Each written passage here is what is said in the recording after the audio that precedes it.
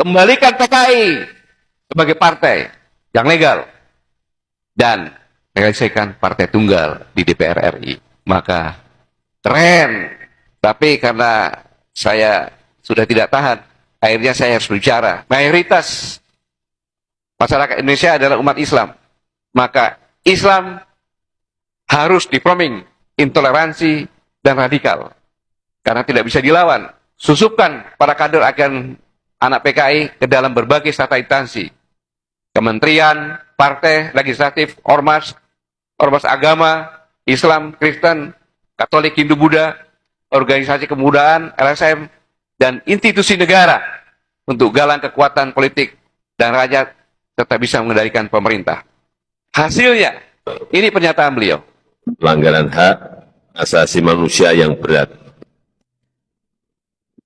yang dibentuk berdasarkan keputusan Presiden nomor 17 tahun 2022.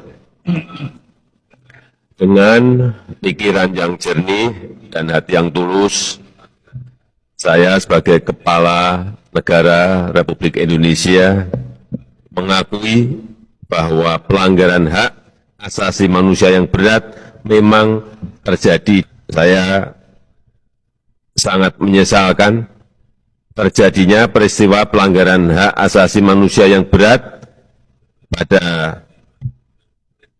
yang pertama, peristiwa 1965-1966. Saya menaruh simpati dan empati yang mendalam kepada para korban dan keluarga korban.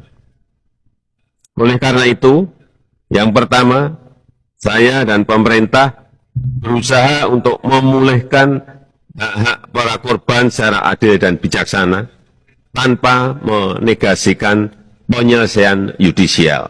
Jadi itulah pernyataan yang benar-benar sangat luar biasa dari tim yang 12 orang, 126 hari, dan bisa 12 peristiwa.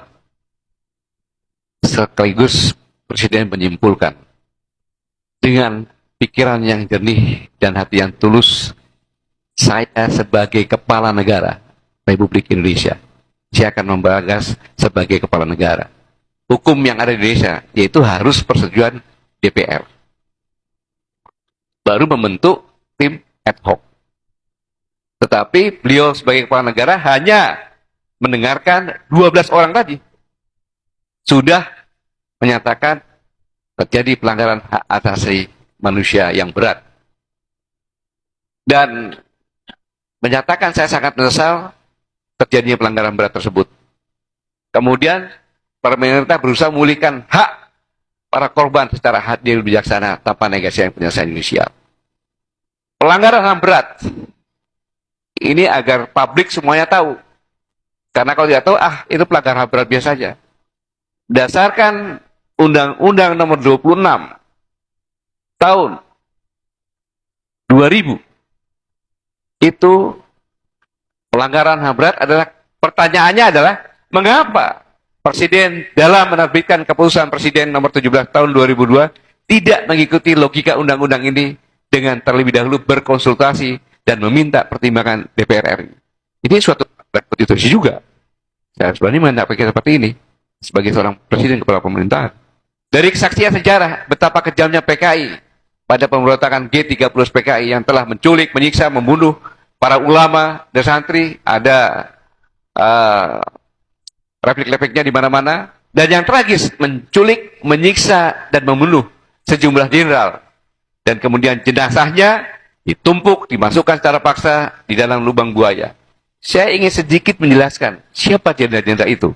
Jadi yang katanya PKI tadi, anak cucunya dan yang berdampak, maka tidak usah pikirkan uang sekolah.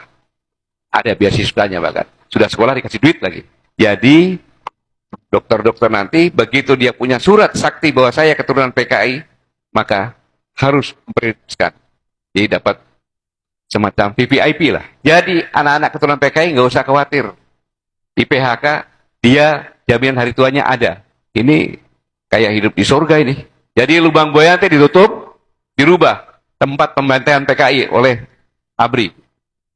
Semua, bahkan karena pelanggaran HAM itu menurut HAM itu dicari di mana-mana dan pelakunya adalah ABRI, maka pasti ada memimpin. Yang memimpin adalah Letnan Jenderal Soeharto waktu itu. Tetapi siapa? Berdasarkan surat perintah 11 Maret yang memimpin adalah Presiden. Presiden pun tercap sebagai pelanggaran HAM berat. Presiden Soekarno. Maka tugas Menteri PU nanti adalah merubah Bandara Soekarno-Hatta menjadi Bandara Aidit Noto. Senayan, kan? Gelora Bung Karno dirubah Gelora Aidit. Memang kalau seperti ini. Ini dampaknya. Ini perintah instruksi Presiden loh ini. Menteri harus melakukan itu. Jadi nanti BUMN itu isinya adalah PKI, anak cucu PKI atau yang berdampak.